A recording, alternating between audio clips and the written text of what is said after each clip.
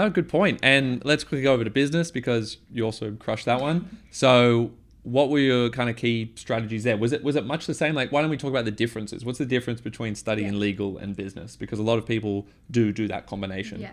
So I didn't have essay plans for business.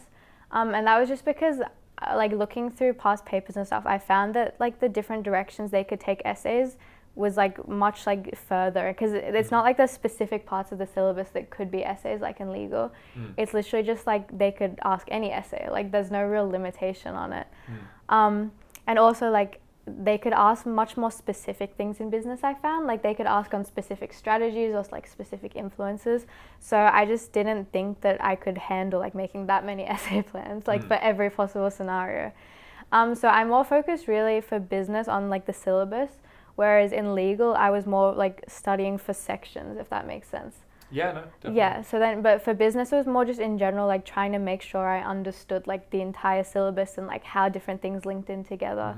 And a lot of my study for business focused on that. So like I would like annotate all over the syllabus and stuff with like acronyms and things, because I think business is a lot like about remembering like what falls onto different parts of the syllabus. Because once you kind of remember it, it's very easy, I find, in business to like talk about it.